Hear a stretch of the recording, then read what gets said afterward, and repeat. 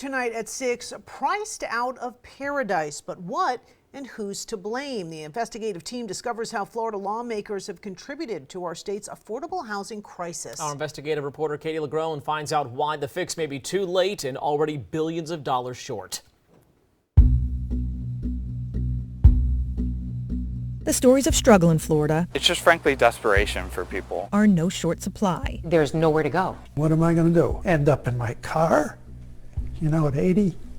Priced out of homes, rentals. I don't see my way out right now. The crunch has forced this 62-year-old Tampa woman into a hotel for the past month and a half. You don't know what to do from day to day. She's now behind on payments here and fears the streets are next. I've never been in this situation at all.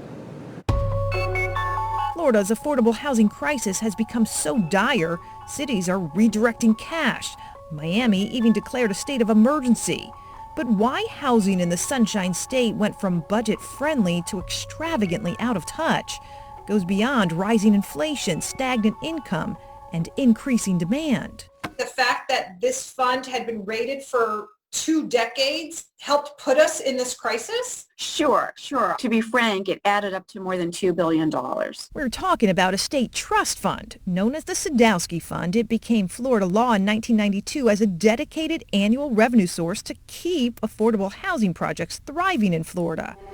Funded through stamp tax fees from real estate deals, during the state's housing boom of '02, the fund started getting raided by lawmakers for other projects, many of them not related to housing at all. And those raids kept going, explains Florida Housing Coalition CEO Jamie Ross, who for years led campaigns to stop the legislature's Sadowski sweeps.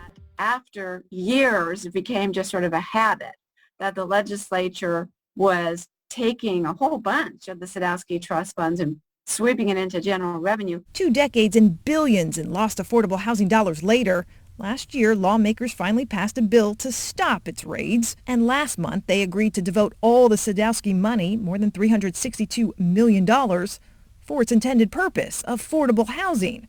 It's a little late. We're very far behind. In no small part, those many years of sweeps really hurt the state of Florida's affordable housing production and preservation. Catching up now has new challenges. Part of the problem? million-dollar views. While so many families are struggling to pay next month's rent, the demand for high-end housing like this remains red hot. The for-profit sector is going to build where there is the most profit.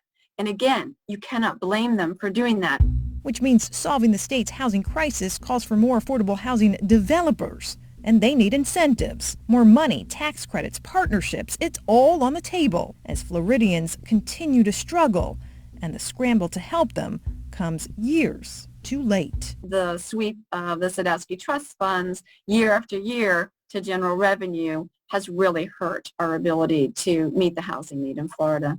And this session, lawmakers also earmarked another $100 million to a newly created project known as the Hometown Hero Housing Program that will help first responders pay closing costs and down payments. In Tampa, Katie LeGrone, back to you.